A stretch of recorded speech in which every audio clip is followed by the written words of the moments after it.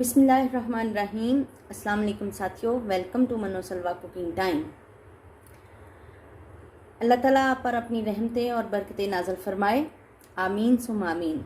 वो आटा गूंदने का तरीका बता रही हूँ। इसके लिए हम सबसे पहले लेंगे आटा।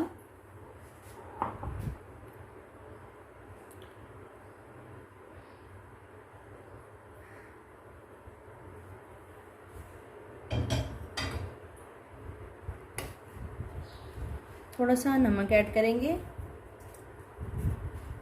एक चुटकी भर। कुछ लोग नमक ऐड करते हैं और कुछ नहीं करते, ये बिल्कुल ऑप्शनल है। आप नहीं भी डालेंगे तो फिर भी ठीक है। पानी लेंगे और थोड़ा थोड़ा पानी डालेंगे, इसको ऐसे गूंथते जाएंगे।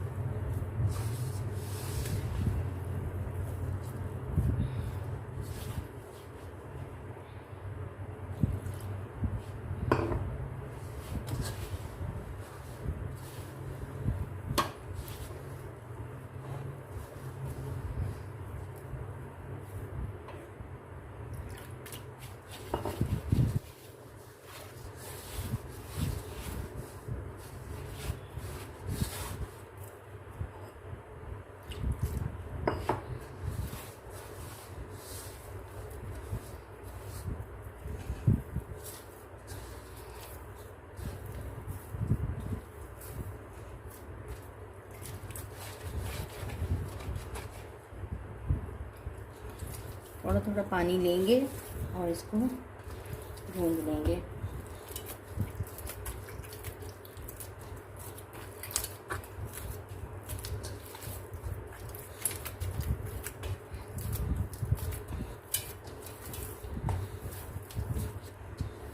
साइडों से अपनी परात को साफ कीजिए।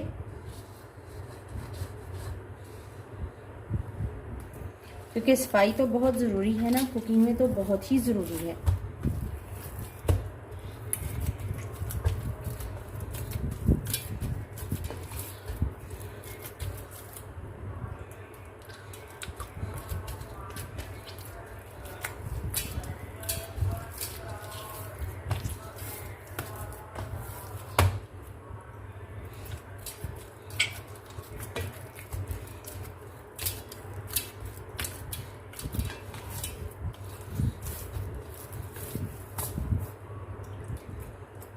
दो 3 मिनट तक आटे को ऐसे ही छोड़ देंगे, उसके बाद इसको दोबारा गूंदते हैं। तो 2 मिनट हो गए हैं आटे को रखे हुए। अब मैं इसको एक दफ़ा फिर से गूंद दूंगी।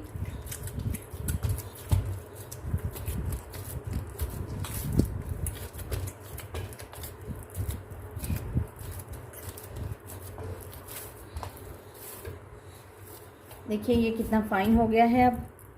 अब इसको बाउल में निकाल लेंगे। आटे को बाउल में निकाल देंगे। ऊपर पानी वाला हाथ लगा देंगे। आटा हमारा गूंद के बिल्कुल रेडी है रोटी के लिए और पराठे के लिए। कैसा भी पराठा आपने बनाना हो या आपने रोटी बनानी हो, इसी तरीके से आटा गूंदेंगे। आटा हमारा तैयार है। अब हम इसको ढक के रख देंगे। 20 मिनट के लिए इसको कवर करके हम रख देंगे ताकि ये सेट हो जाए आटा। 20 मिनट के बाद आप रोटी पकाइए। आटा गूंदने का तरीका अगर आपको मेरा पसंद आया है तो लाइक, शेयर और सब्सक्राइब कीजिए। Thank you so much.